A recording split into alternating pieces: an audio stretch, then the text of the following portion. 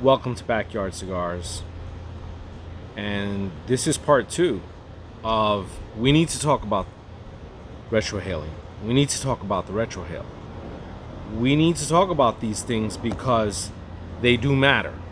They matter to a lot of cigar smokers. It's also very easy to be dismissive about what people may feel or think about retrohaling, but at the end of the day, I think a lot of people just want to be more informed about their choices, and they want to be more informed about how it relates to them, because everything is relative. Well, they say everything is relative. I don't, I just feel that it's essential to know everything you can in the pursuit of your happiness, your enjoyment. I just think that you get the bigger satisfaction within a cigar experience, within the cigar community, is being able to enjoy and thoroughly enjoy it. Not just halfway, but really appreciate everything about it, including all of the flavors that you get from a cigar. And no one likes to be shortchanged, right? No one, or feel that they're being shortchanged. So the next article that I'm going to be looking at is actually by Half Wheel, Charlie Minato, and this is from October 14th, 2016. And basically ask Half Wheel, how do you taste crazy flavors in a cigar? And we're going to summarize this in a sense because, they're saying this is one of the most frequent questions that they get on a regular basis. How do you taste the flavor in your cigars? So Charlie says he could inevitably write a book about it, but he'll try to keep it as concise and logical or at least as segmented, and in very short terms.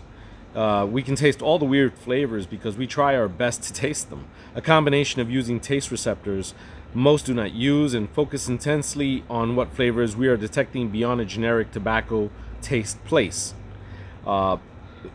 Segment 1, it's a mind game. The best and worst place to better taste more flavor in cigars is when smoking the same cigar with other people. If you're sitting around talking about the flavors each person finds, what inevitably happens is someone suggests that they can taste a flavor like chocolate, for example, and 2 to 3 puffs later, you're suddenly able to find the chocolate. It's that you actually are now able to somewhere in the smoke, and it's that you're actually now able to find the chocolate. That's unclear. But whatever the case, you went searching to find chocolate somewhere in the smoke, and more often than not, you can not return a false positive once the search for a specific flavor begins. So it's great because you can hear about all the possible flavors other people are finding, but for just about every other reason explained below, it's the worst. The experience. To answer Joel's question about palate cleansing, I try to do this as little as possible. Reviewing cigars is very much a ritual of mine and includes bringing a cold glass of water outside, though I oftentimes don't drink anything and rarely have more than a few ounces of water. I remember watching a video back in the day where Cigar Aficionado broke down how it went through the review process. Whatever one might think about what the magazine does, I learned one really important piece of advice that I try my best to follow to this day, consistently.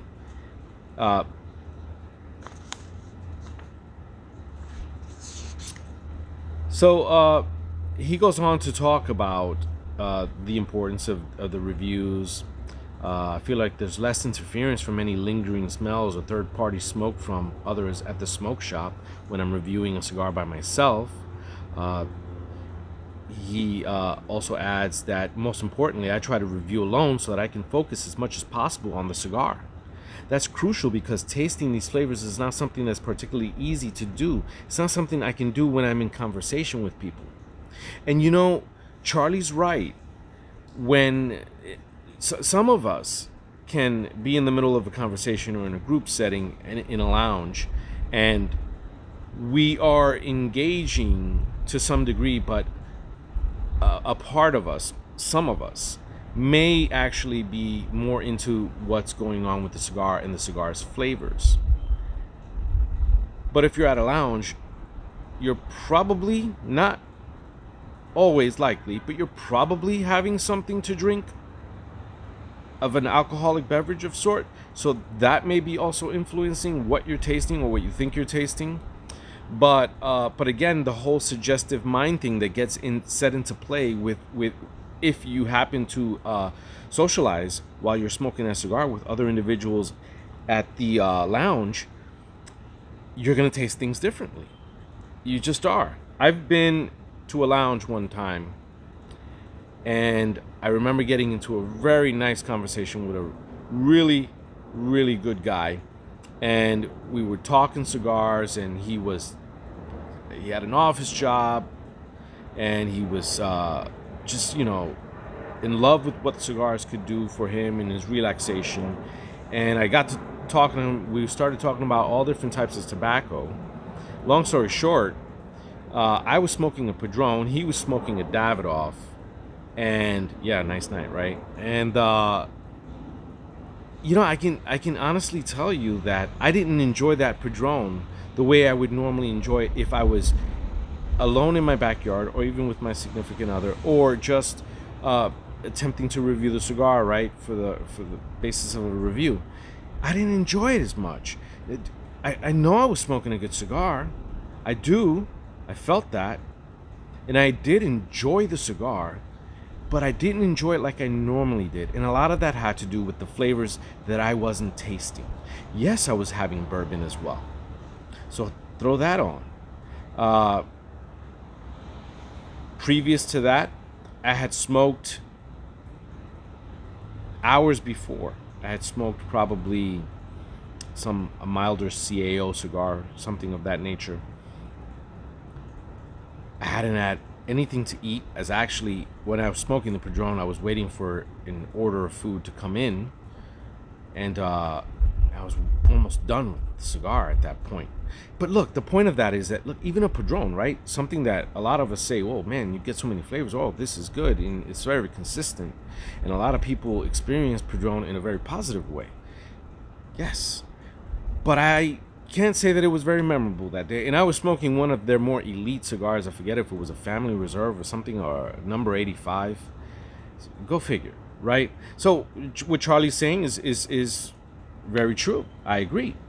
You do need some form of isolation, and less of a distraction, the more the better.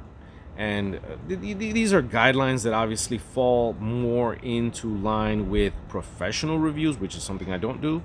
But Charlie Minato is a professional reviewer. I mean, he has business here, so it's a lot different.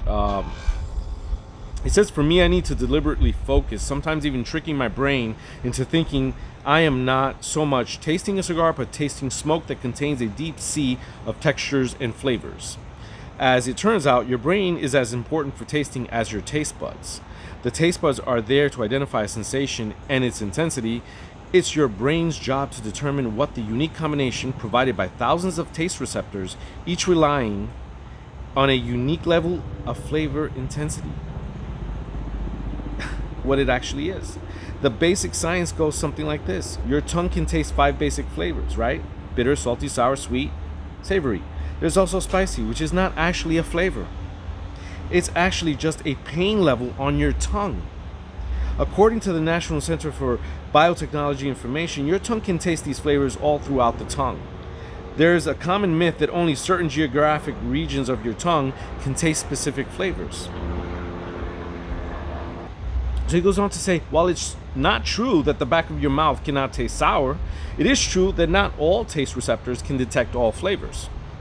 Adults have 2,000 to 4,000 taste buds, each contain 10 to 5 sensory cells, which are the actual receptors that detect flavor.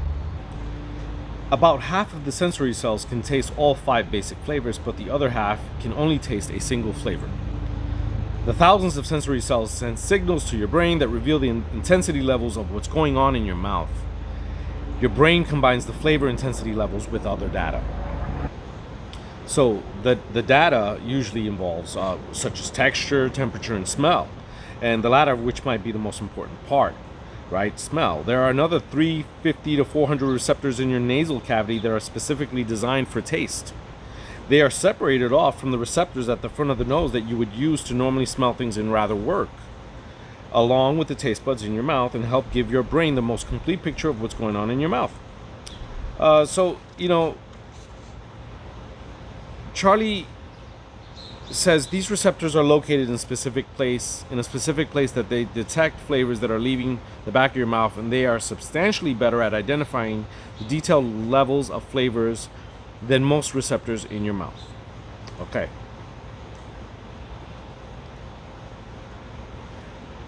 If you aren't retrohaling, says Charlie Minato. And that story leads to this very simple fact, says Charlie Minato. If you aren't retrohaling, you aren't tasting most of a cigar. Retrohaling is the process of allowing smoke to enter the mouth and then pushing it up towards the nasal cavity across the aforementioned odor receptors and then out through your nose. David Doc Diaz of Stogie Fresh, who actually came up with the term, produced this video showing you how to do it. Link to the video. Only a small minutia of cigar makers, less than 1%, actually retrohale. Even a large segment of the cigar industry doesn't retrohale, and the results when even longtime smokers start retrohaling can be huge. Now this is very important, okay? Because Charlie Minato is very well respected. I can say this right now. I don't know the man. I've never met him. He's well respected within the cigar community, and he is a positive force within the cigar community. And I personally think that he's become almost an essential part of our I don't want to say day-to-day experiences, but with a lot of our experiences in regards to cigar news or just updates on different cigars coming out, or cigar reviews that, you know, the written reviews which he's provided, they're insightful, you know, they're helpful. I've said it many times. Sometimes I find that their reviews are so packed with information and detail that I glean off that and I give credit. But again, what he's saying right here is only a small minutia of cigar makers, less than 1%, actually retrohale. And I guess when he writes that, I'm gonna go on a limb and say we're talking about the traditional full-blown on retrohale Puff the Magic Dragon, right? Because we discussed how you could be retrohaling just a little bit and not even know it, and it'd be something that wouldn't be as visible, but it would still yet be happening, and you would still yet be tasting those additional flavors, not knowing that that's how you're tasting them. So yes, that's possible, but Charlie's actually saying in the year of, what is this, 2016, which seems like ages ago now, to 2016 to 2022, when we're talking about the retrohale in 2022, we're talking about it in almost like a cult-like manner, or a private club type of feel to it. Whereas if you can't do this, then you're not part of this club, and you're not, you're not doing things the way we do them and how we see fit. And look, again, there are going to be many examples of benefits in doing a little retrohale, or in the different types of retrohale that you could do.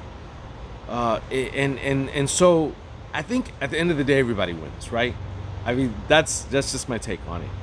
But it's so important to highlight how a high-profile person like Charlie Minato was talking about this in 2016 and saying, furthermore, even a large segment of the cigar industry doesn't retrohale, and the results when even longtime smokers start retrohaling can be huge.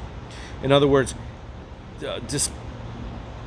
they're saying that when a long-time cigar veteran within the industry begins to retrohale and does so successfully, we're not going to get into whether he does so successfully in the traditional full-blown retrohale or just retrohale in the sense of some smoke is coming out of your nose, whether you know it or not. We're not going to talk about that.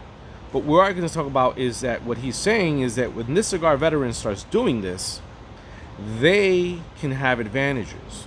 He's saying the results can be huge. Well, the results can be huge is if maybe the cigar maker all of a sudden has a out-of-body experience with the cigar due to the retrohale and has now determined that he's going to take the line or the blend in a different direction, or he's going to introduce something totally new inspired by some of the flavors that he experienced. All of that is possible. All of that is possible.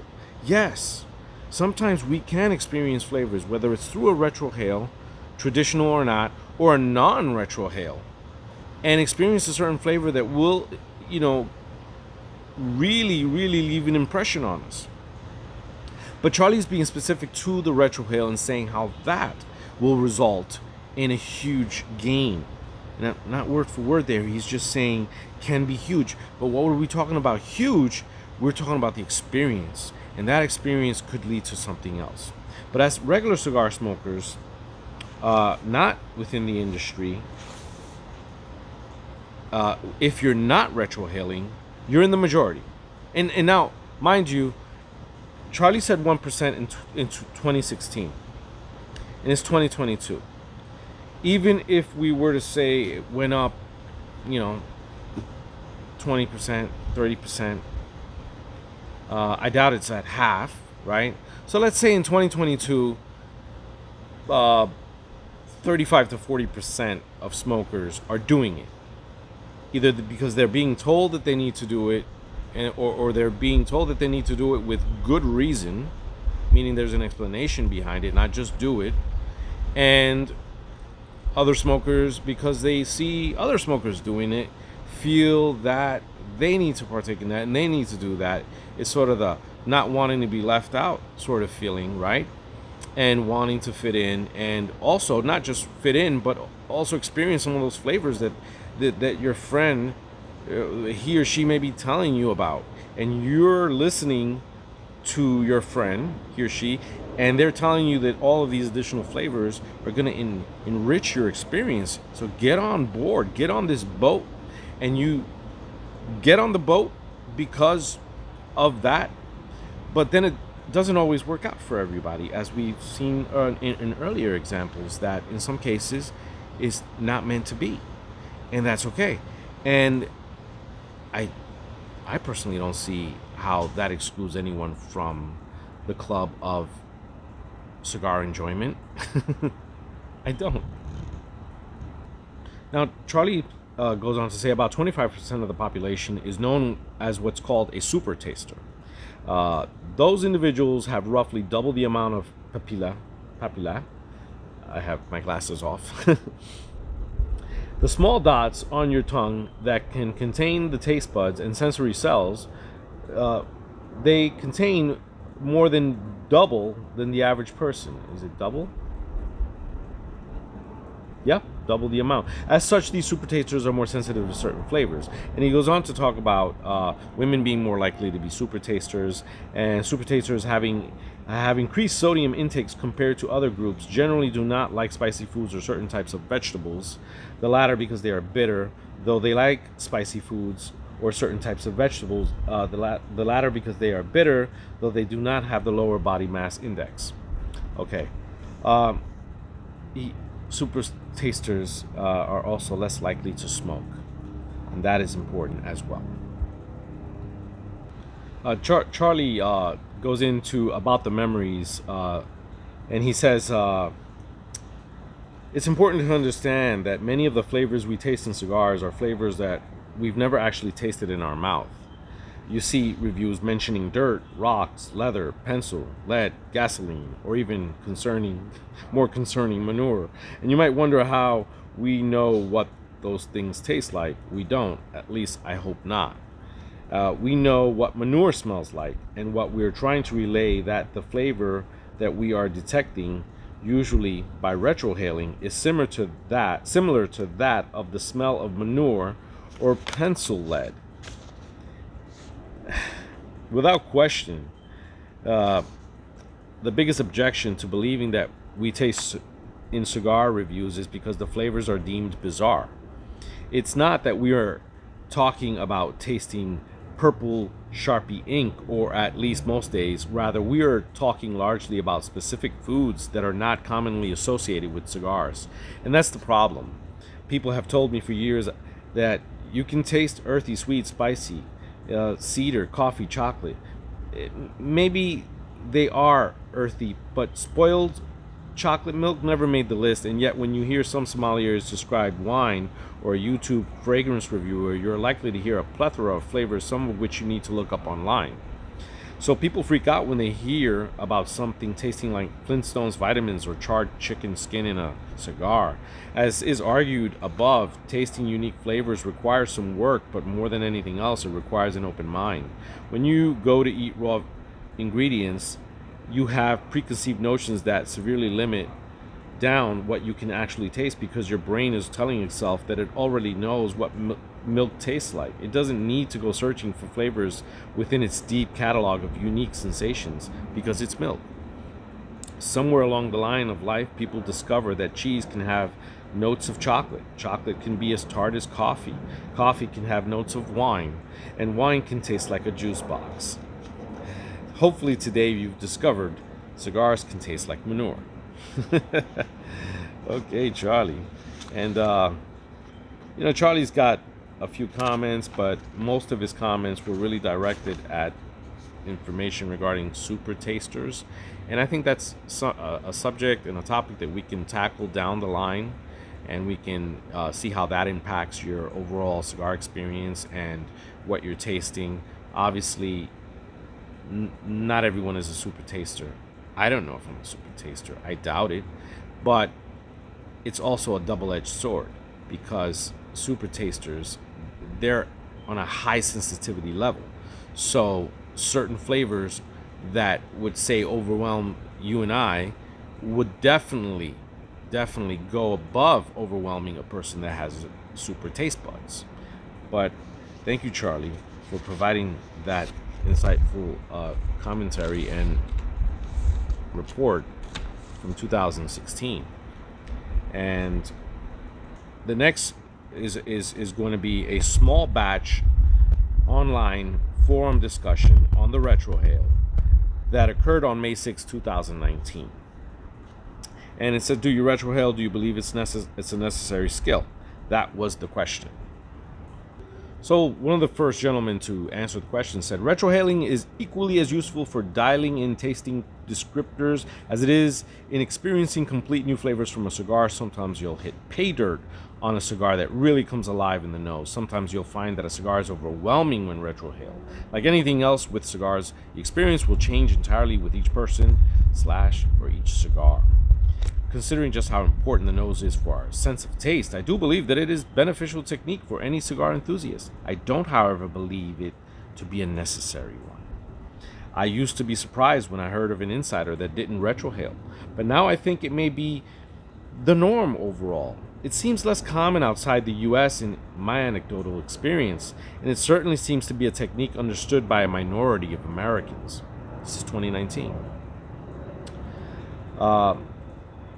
Coincidentally, I find the practice of retrohaling to be especially beneficial in milder cigars that are more prevalent outside of the United States. Bottom line, if you have never tried it before, it's definitely worth the time and effort to figure out how to do it. But if you have tried it in the past and weren't a fan, there's no shame in that. Our hobby allows for a significant amount of personal choice. One of the comments below is, definitely something I didn't know or understood when I first started smoking cigars. I tend to retrohale every few puffs on most cigars. Okay. Ryan says, it's an invaluable tool. I lost some sense of taste post-tonsil talk to me. The retrohale makes up for that and then some. Strange. but glad it's helpful. Nicholas says, I wish I could do it better. Springtime brings allergies too. That doesn't help. Brian says, for the first-time smokers, I tell them don't inhale the smoke ever. Puff the cigar, blow out 95% out of the smoke, and then the 5% through the nose. He says, also some cigars are just smoother through the nose and allowing you to blow out 90% or less more slowly and blow out 10% or more through the nose. So I guess there are individuals that, how we discussed, that with the ratio of what comes out the mouth and the nose, they'll adjust that per the strength of the cigar. So there's that as well. There's that leeway. Okay. So he says try to blow out as least as possible to avoid hurting your sinuses. Trevor says I tend to retrohale fairly often during the smoke, but not a full retro every time. I just keep my sinuses open and kind of let the smoke roll out of my mouth and nose. I find this gives me the best ability to taste the complexities in a cigar. Usually every third I give a full retrohale just to see what's going on, and if there is something there I'm missing. Philip says I attempt to retrohale every few puffs, but I am probably not doing it right. I'll keep trying. Joseph says it totally depends on the cigar. Some I find I can retrohale, help further the experience of a cigar, and others that have enough body and flavor on the palate that I don't find it necessary. I would never suggest retroing a full puff, as it can actually overwhelm the sinuses. Usually just a little out the nose and the rest out of the mouth. Okay? So, David says, still working on this practice. Looking forward to becoming more experienced. I'm learning how to expand my palate and identify the same tasting notes in different cigars. Joseph says, I will retrohale a few times with every couple of cigars. Brad says, retrohale isn't a necessity, but definitely helps in tasting the cigar. I retrohale all the time, every time. I have noticed as well that there are many people that don't though. And Julian says, I tend to retrohale every inhale. I'm trying to cut back a little lately to every 2 or 3 so as not to burn my sinuses out in the first third. I get 3/4 of my taste from it, and I couldn't imagine not doing it. Steven says, yes, retrohaling opened my eyes to so many more flavors while smoking. It took some time to get used to doing this. The amount of retrohaling that takes place just kind of depends on the cigar. So Dallas says, still working on trying to develop this ability.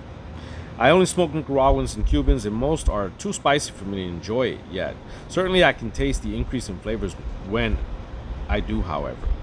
And Hobart says, when I began smoking cigars, I bought everything I could, hoping to develop my palate, understand blends, leaves, countries of origins, and become an expert. One night at a local shop, I bought some Padron 1964s and 3 4-packs of Davidoff Yamasas, Oscuros and Nicaraguas, held them for a month, and then, fool I am, smoking through all of them studiously in about 10 days. About 1 month and several $100s later, a friend told me about Retrohale. Little did I know how much flavor I had been missing and the money I had wasted using only my taste buds. As they say, the nose knows. Lesson learned. Let's just talk about that for a second. I think this one you need to stop.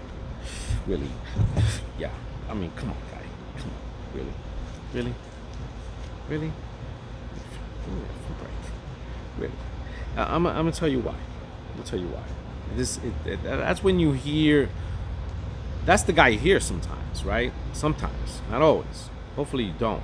But that's the guy you hear from, and he'll tell you a story like that and make you regret you even became a cigar smoker. Make you regret that you've been smoking for the last 10, 15 years. Make you feel probably, without necessarily intentionally intending to do so, that you wasted your time. You've wasted all of the great cigars that you've smoked and that you believed you enjoyed, right? You believed you enjoyed until this jerk tells you this story. And you know, to say to yourself, I went out and bought Padrones and Davidoffs, and the minute you realize that because you hadn't retrohaled any of those cigars, that you had wasted your money and your time. What I would say to an individual like that is, just don't smoke anymore. Just don't. Just stop right now. Just stop. Forget about that you learned the retrohale. Yeah, that's cute. That's nice. But you know what? You bought a bunch of Padrones and Davidoff Yamasas, and you felt you didn't enjoy them because you didn't retrohale, but you only felt that way after you were told. So, and it begs the question, the level of intelligence there a little bit, and how gullible a person can be. But not also how gullible a person can be, but how misguided we all can be when we're given information by someone who we may trust, confide in, or just have a relationship with, a friendship with, and we believe, and it's good to believe in people. It's good. It's good to listen to what people have to offer and what they have to say, the different viewpoints. Yes, it's good. One takes the good and leaves the bad, as they say. But to actually believe something like this, no.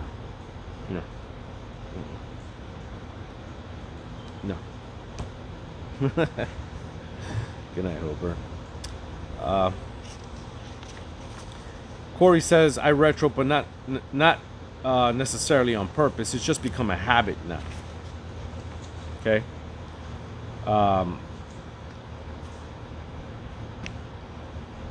This gentleman says, I've been smoking cigars for almost 20 years now, and I just recently found out about retrohaling a few years ago. I enjoy it with certain cigars, but not all. Alan says, unless it's a very spicy cigar, I like to retrohale at least every third puff. If I smell the wrapper and it has floral notes, I retro as often as I can. There's a man that knows what he likes. Okay, Michael says, I wish that I was better at doing this, but only started trying a few weeks ago. I like feeling the nose wake up when I retrohale. I think there are things in most cigar blenders put in a cigar that you can only really get through retrohaling. Okay, so Edward says, as a noob, my smell is just a massive bit of everything with no real specifics, but I get a kick out of it this time now and then. Wow, I just smell cedar or hay or whatever. I think it's a wonderful sensory overload. Brandon says, I only do it occasionally and just a little bit while exhaling. I have sensitive sinuses and will get seriously clogged up if I do it too much. It sucks because I know I'm missing out on a part of the experience. Mark says, it is true that retrohaling can enhance your smoking experience, but I agree with others who have posted about it depending upon the cigar. Some smokers are so strong and pepper forward to retrohale makes your sinus burn and eyes water. Not the most enjoyable experience. Whereas with milder cigars, there is definitely an enhancement of taste that accompanies retrohaling. So a trend is somewhat developing where the consensus is moving towards, if you're gonna retrohale, do it with a milder, smoother cigar. That's just a trend I'm noticing. This is 2019. Okay, Brad says, I'd like to retrohale I like to retrohale a couple times per third on average. Definitely adds a lot of flavor. Tend to retrohale more with milder cigars. Was a few years before I got hip to it, and my first attempts were comical. Second nature now, though. Marshall says, first of all, I taste the cigar with my senses of smell, as I don't get much taste with my mouth. However, I do experience the cigar texturally with my mouth, such as chewiness and dryness. I can also taste the sharpness, etc. I rarely retrohale because 9 times out of 10, I just get pepper and I don't care for peppery or spicy primary elements of a cigar's profile. I can say with certainty that once during a retrohale, I swear I tasted fresh chocolate chip cookie dough. Wonderful. Okay. Lannon, once you retro, you won't go back. And that is the end of that discussion, that forum there, and what occurred there with them. And so some of you are familiar with the Habanos, Friends of El Habano, and they had actually a forum that was a year before that one, how often do you retrohale? And this was from 2018. And one guy says, almost every time, maybe 20 or 30 puffs, I won't. Do get some different flavors. I just never find them to be as good or as noticeable as if I didn't retrohale. I also worry this leads to an increased chance of some sort of sinus or throat cancer. And not that it stops me, though. What frequency does everybody else retrohale at? Does it depend on the cigar? So he's asking that question. And one guy says 3 times per stick, baselining as the smoke progresses. There are no names here. One guy says, at least to some degree, I try on every puff.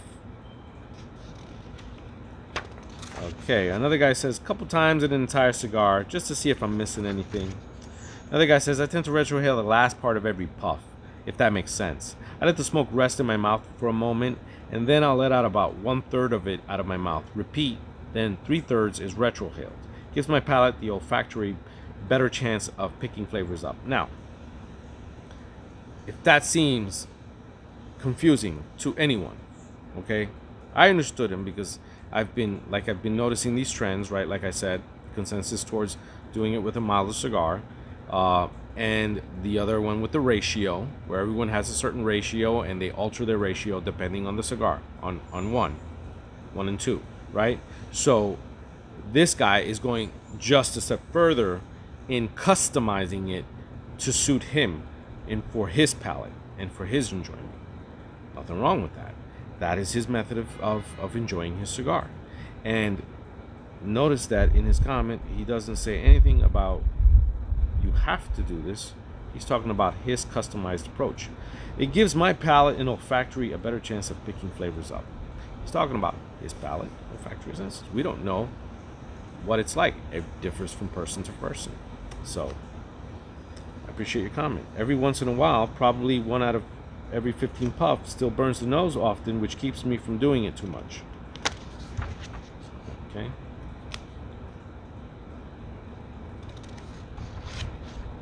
Okay, this guy says always. Another guy says every puff, at least the last quarter. Every couple puffs for me, except with Padrones. They're pretty strong and peppery. What'd you say about you didn't enjoy the 1964 Padrones? Because after you went through them, a friend told you that you were wasting your time and you didn't enjoy them? Or maybe he didn't tell you that, you just thought that.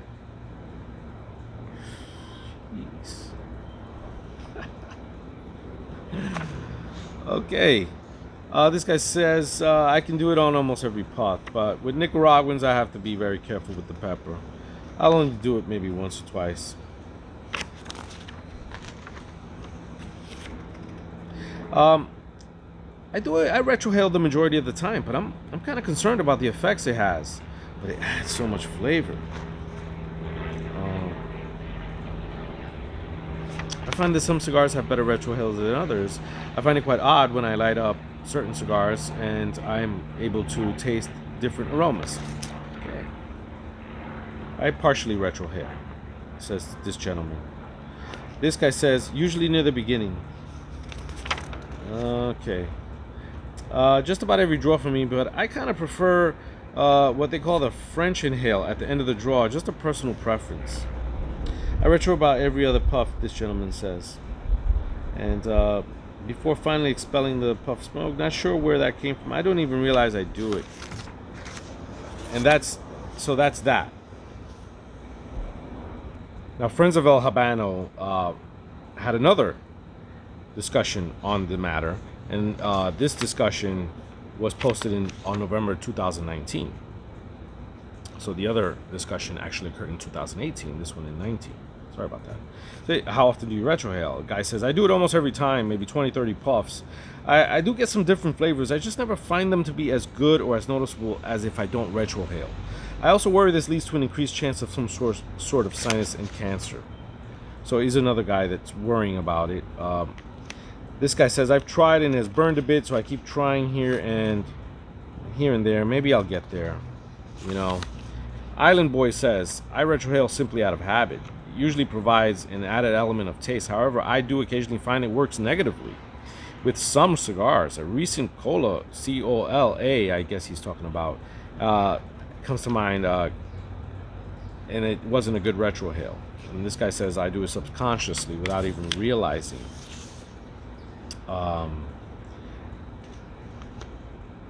This gentleman says, I do it every time. In general, it adds complexity and otherwise that I would otherwise be missing. I can't think of a Cuban cigar I didn't or didn't want to retrohale or where it didn't contribute positively.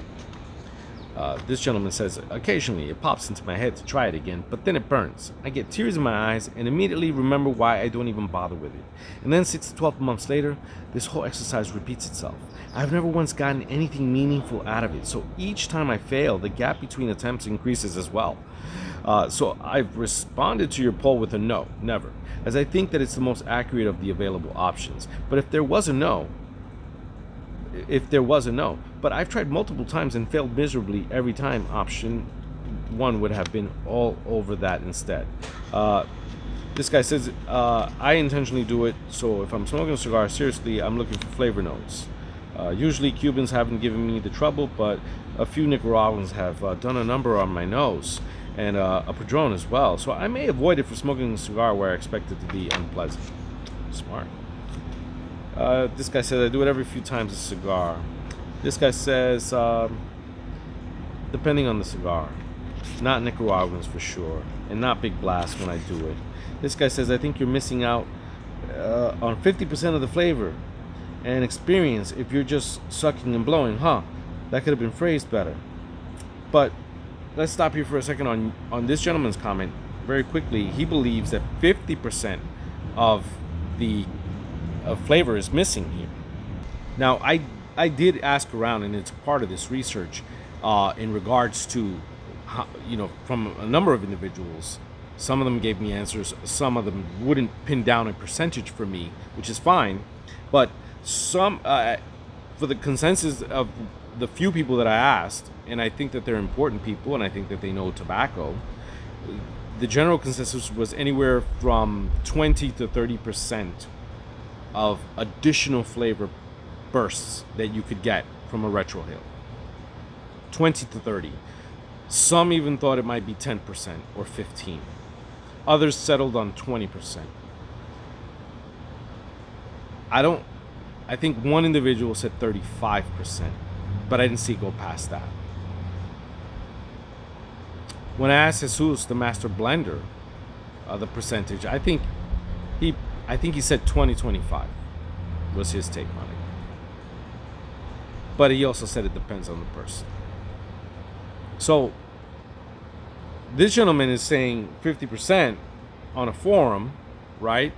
And he's probably telling people that he knows or that he smokes around, or that that this is the case. But where are your statistics is what I would say to that. Where are your statistics? Even for the consensus of the 20 to 30% that I gathered from the small sample of people that I asked, no matter how important they are, there's still a small amount of individuals that I asked. And for me to say that it is 20 to 30% at best would be wrong. I couldn't even say the only way that I'd be able to say is it might be 20 to 30%. Might be 10. So one might say, might be 50. Okay, might be 50. But here's what we all have in common. None of us can prove it. None of us can prove it. Not scientifically. No, none of us. So all we have, we can rely on our experience, our general know-how, and what we've learned throughout the years. Obviously, the more experience you have, the more authority that gives you in regards to your opinion, but not that it degrades the opinions of people that don't have a lot of information. It's a preference, right? In this case, it is an opinion. You think it's 20, I think it's 40, I think it's 50, but none of us can prove it. So guess what? None of us is right until it can be proven. But there is, once again, there is a consensus My small sample consensus is the 20 to 30. Okay? Someone else's might show different data.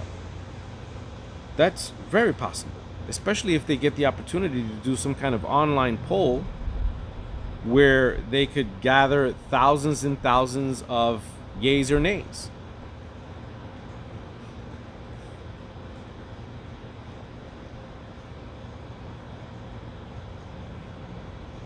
But let's continue. The gentleman says, retrohaling too much burns out my nasal passages to the point that it makes it difficult to fully taste cigars if I do it too much. But on the other hand, there are people doing it all the time and it doesn't seem to affect them. So I really don't know. It's an honest comment. Another gentleman says, yes, you can detect some complexity in cigars from retrohaling. This guy says, just about on every puff. Not much of a cigar if I don't do it. Another guy says, nope, never. I have enough sinus issues combined with seasonal pollen allergies. No need to be passing smoke through my nose. Besides, all your taste buds are on the tongue and palate anyway. I'm not gonna stop on that. Retrohale offers a much different perspective on a cigar. Half the time I don't prefer it on some cigars, and the other half I really enjoy it. For the ones I do enjoy, I will retrohale about 10% of the time. Regardless of every cigar gets a chance, I usually start in the middle of the first third. This guy says I do it without realizing, like a lot of people, right? And this guy says it adds to the flavors, it increases the flavors.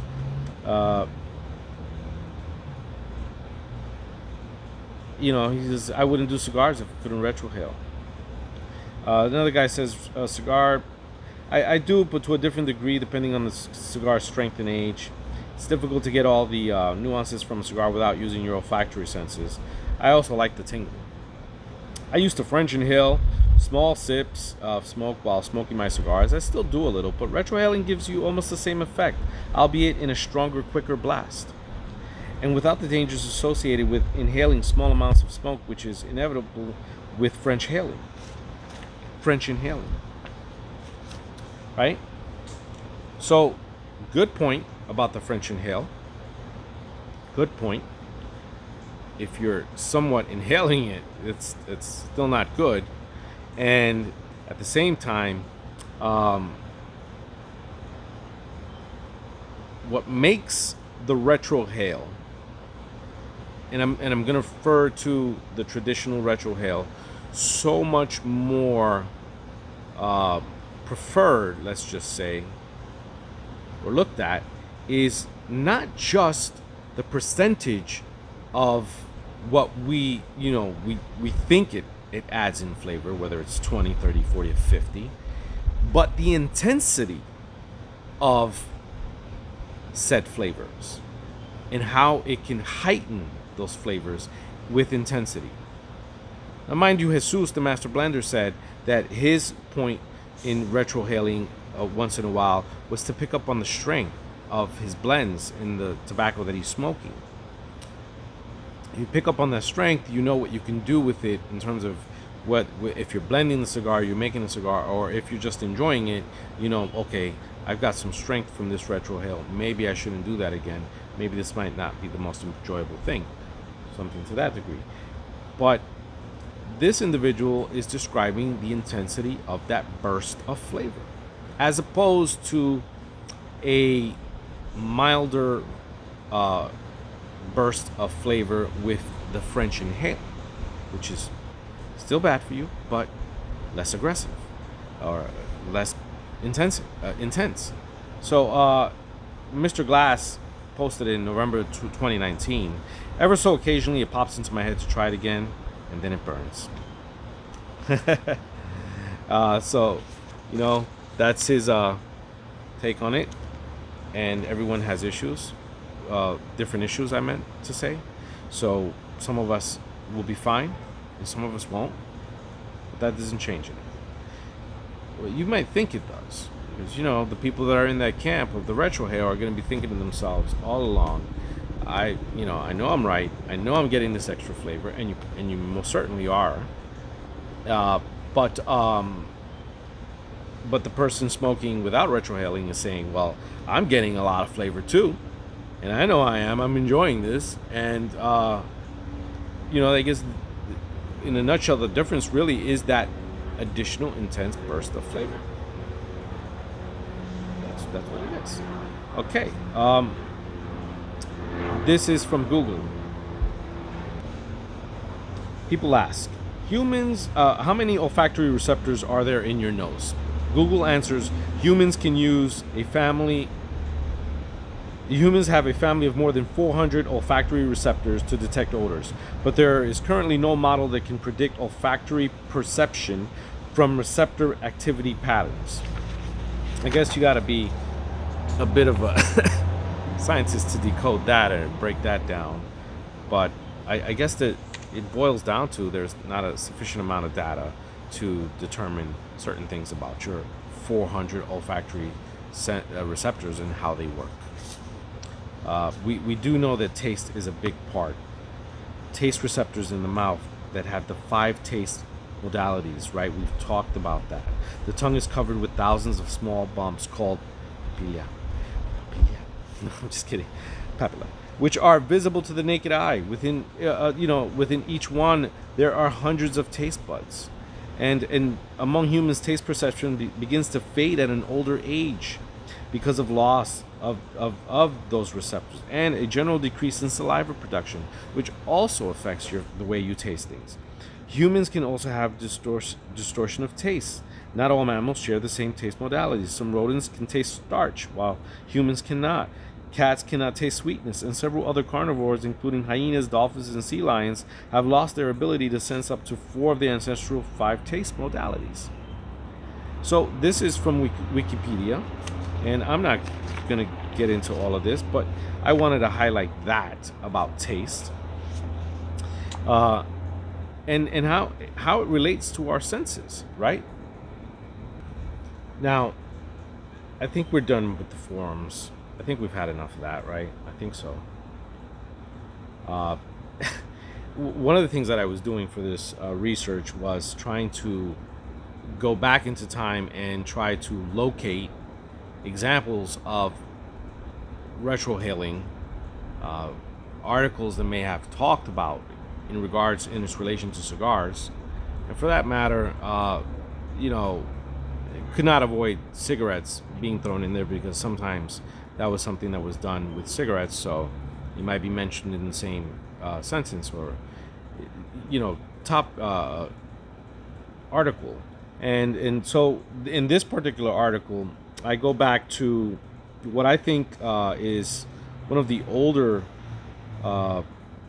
pieces of information that I was able to find that sort of talked about it, and I will show you that it has a little picture here, right? If you look at the little picture, there's a little drawing there. You can see that he's blowing smoke through his nose, right? And so this is from the Baltimore American, December 1st, 1891, and it reads, appearances are deceitful. This young man thinks that the young lady should be satisfied of his having attained the age of manhood, because he can blow his cigarette smoke through his nose. However, knowingly she rejects him as a counterfeit. And so, like I mentioned, it's not about blowing cigar smoke out through your nose, but it is about blowing smoke out through your nose. It just so happens it's with a cigarette, but and it shows the picture, but it is still a retrohale, right? It's just retrohaling a cigarette, so it still counts as a retrohale. The next article is from the Golden Era as well. Actually, from the Golden Era, June 3rd, 1866. Yes, 1865. So the next article is actually to be in order. The Newark Sunday Call, and this is from November 1885. It says, a young man recently called at the hospital who found a great difficulty in hearing. I examined him and found that he had a smoker's throat. The mucous membrane was inflamed and swollen and had affected his hearing. I questioned him closely, and he acknowledged that he was a cigarette smoker.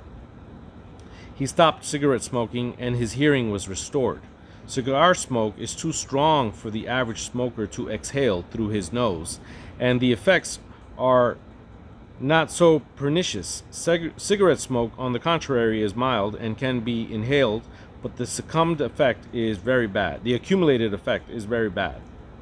So that is from the Newark Sunday Call, 1885, and it is from an article that a doctor wrote for Dr. T.Y. Sutphin in relation to eye diseases.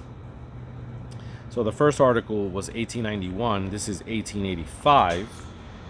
And the next article is the Daily Evening Reporter from June 9th, 1881.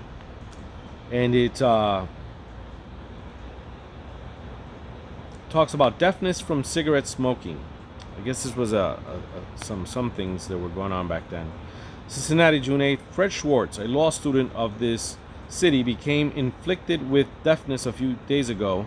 Today he put himself in the care of a celebrated aurist, who upon examination discovered that the young man's deafness was directly attributed to the use of cigarettes.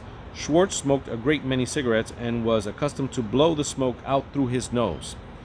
The examination disclosed the fact that several of the ducts leading from the nasal cavity to the rest of the hearing were filled with nicotine. An operation will be performed in a few days in the hope that his hearing may be restored. Is it true?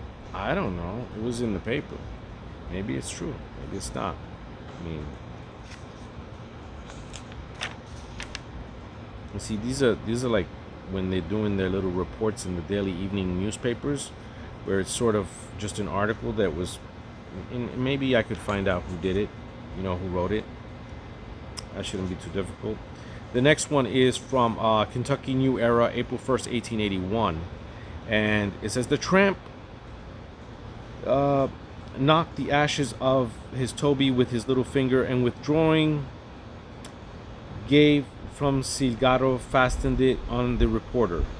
He had a sort of auburn mustache, and like Monsieur Regan, his mustache went up and his nose came down, and he said, too much religious exhaling or some training. Tell me about it.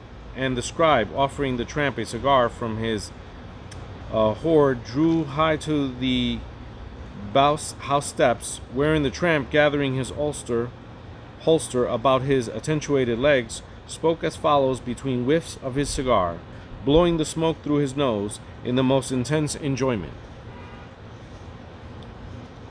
That is 1881, and that's the first one that I've gotten so far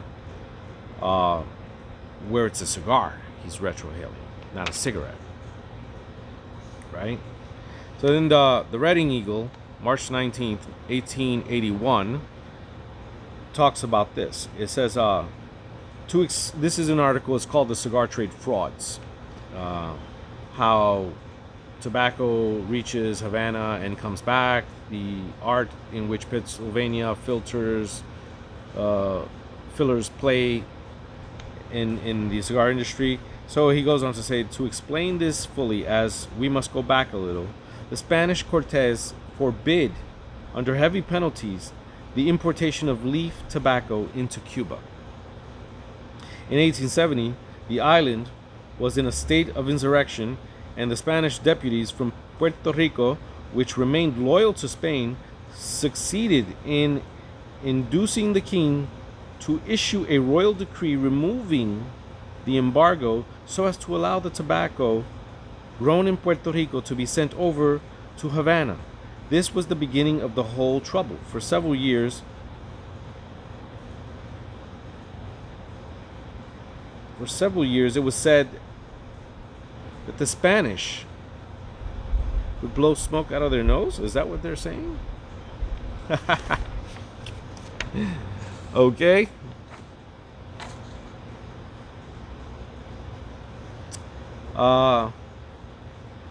June 7th, 1878. The Costeria Review. Young Bullinger spent 4 years at Yale and came back as a good baseball player and as good as an oarsman as any in the college.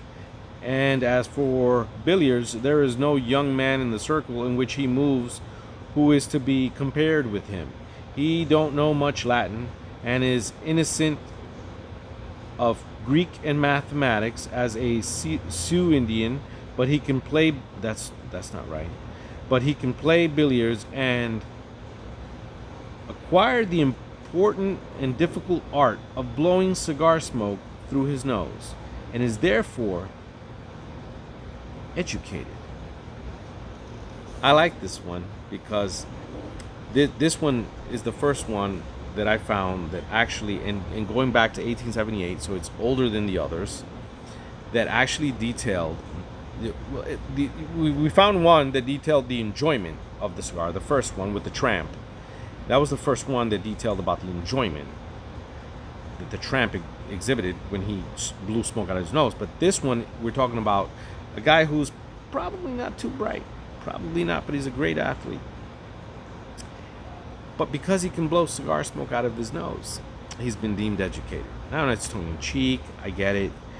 But it does go a little bit to show the importance of how some individuals were already viewing the retrohale and how they felt it played a role in your overall view as a cigar smoker. And I'm going to finish with two more. We have the Costeria Review, right, that just introduced us to this young man who is now educated because he can retrohale. Well, the oldest article that I was able to find, one of the oldest articles, is The Golden Era, June 3rd, 1866. And it says, Peters, I begin, when he had filled our glasses and both of us had lighted a Manila. Hang ye! Peters took a long pull at his cigar, blew the smoke through his nose, raised his eyebrow a little and said, hey? And I replied, hang ye. But so this is obviously from a story. It's actually from a story. It's called The Light of Love, and it's I'm sorry if I can't say who it's written by because I can't see it right now. But it's from the Golden Era, June 3rd, 1866. And so, folks, we've seen some examples going back into time, into the late 1800s, so far as late as 1866. Where we have examples of people enjoying it and thinking of it as a superiority. Basically an advantage that gives you superiority or that makes you better than. Okay?